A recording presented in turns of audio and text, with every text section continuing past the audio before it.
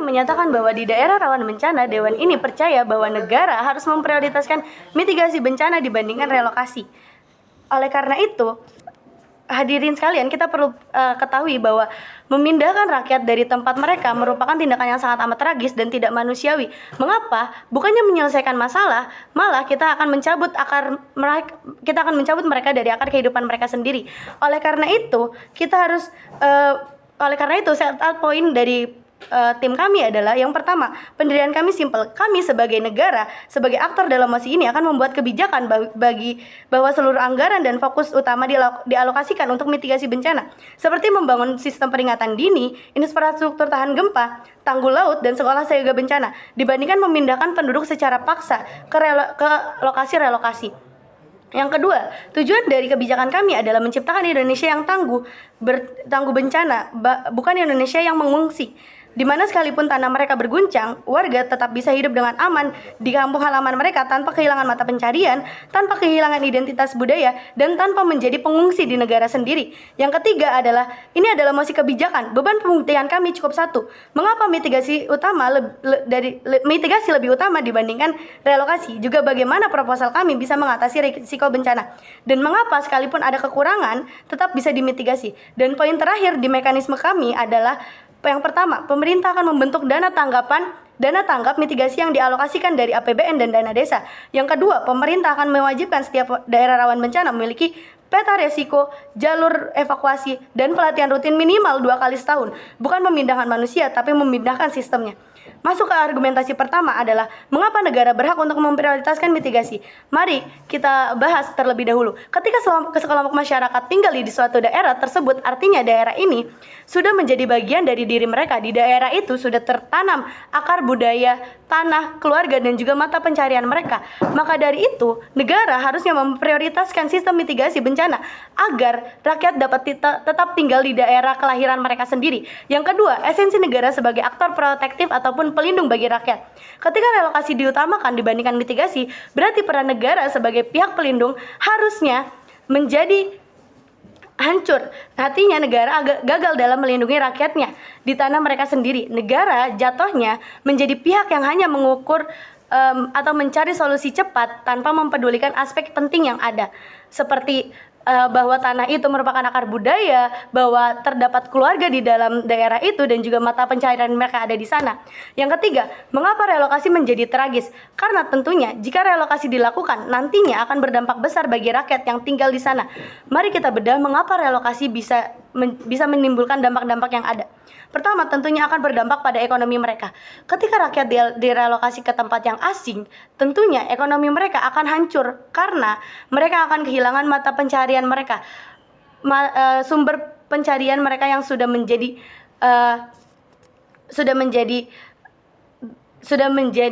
tempat mereka untuk pijak dan juga harus memulai ulang kembali. Hal ini artinya mereka harus terpaksa dan dipaksa harus mencari mata pencarian baru, yang mana itu bukan hal yang mudah untuk dilakukan.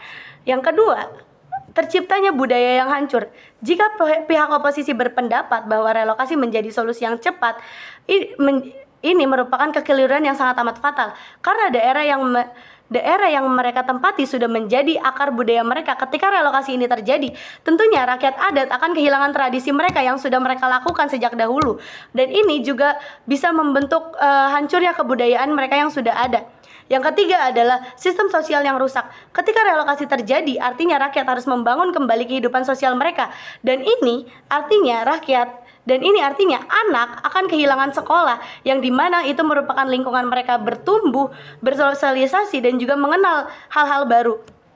Maka dari sinilah anak sekolah akan menjadi tertekan karena mereka harus berkenalan dengan lingkungan yang asing bagi mereka. Yang kedua adalah orang tua akan kehilangan tetangganya. Tetangga bukanlah hal yang simpel, hal yang kita bisa sepelekan, karena pada dasarnya kita sebagai makhluk sosial tentunya butuh bersosialisasi, dan ketika kehilangan tetangga artinya kita harus membangun kembali relasi yang ada, dan ini bukanlah perihal yang mudah. Masuk ke argumentasi kedua saya adalah mengapa mitigasi lebih penting dibandingkan relokasi. Ketika terdapat daerah rawan bencana, kita tidak boleh semata-mata menyalahkan takdir dan berserah diri kepada takdir. Hadirnya daerah rawan bencana juga disebabkan dari kurangnya sistem mitigasi bencana dari negara. Maka dari itu, Sistem ini, mitigasi bencana inilah yang harus dibangun oleh negara.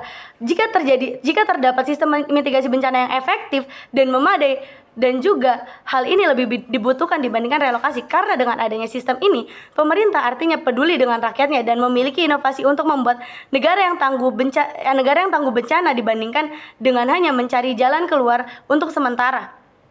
Yang kedua adalah kelalaian negara. Tidak dapat dipungkiri bahwa negara memiliki kelalaian dalam hal ini. Negara yang pertama tidak membangun sistem peringatan dini. Yang kedua tidak menegakkan aturan infrastruktur tahan gempa. Yang ketiga memberikan izin pembangunan tanpa mempertimbangkan aspek penting seperti daerah rawan bencana ini. Maka dari sinilah APBN harus dimanfaatkan sebaik mungkin agar kelalaian-kelalaian yang ada dapat diperbaiki dan ditingkatkan dan menjadi lebih efektif lagi, sehingga rakyat akan merasa aman dan percaya bahwa negara memang peduli pada mereka dan pemerintah dapat menjadi pelindung yang baik untuk mereka, sehingga mereka tidak khawatir untuk masa depan mereka ke depannya. Kesimpulan dari argumen saya yang ini adalah negara tidak boleh cuci tangan dan lepas tanggung jawab, karena mereka juga menjadi faktor mengapa daerah rawan bencana ini bisa tercipta.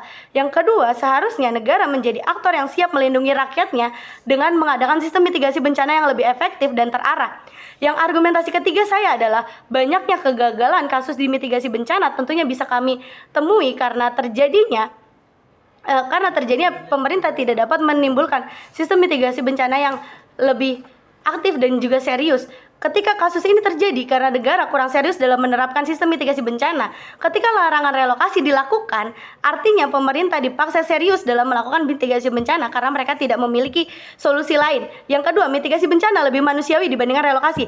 Pada kenyataannya, memindahkan masyarakat dari tempat tinggal mereka dan memaksa mereka untuk beradaptasi bukanlah tindakan manusiawi, karena artinya memaksa mereka untuk mengulang kembali. Yang ketiga, relokasi bukanlah solusi. Nyatanya anggaran relokasi membutuhkan jumlah yang besar dan biasanya dibutuhkan secara mendadak, yang mana membuat sistem ini menjadi sistem yang tidak terarah dibandingkan anggaran mitigasi bencana yang sudah ada dan disiapkan dari APBN dan APBD serta bersifat jangka panjang dan juga terarah.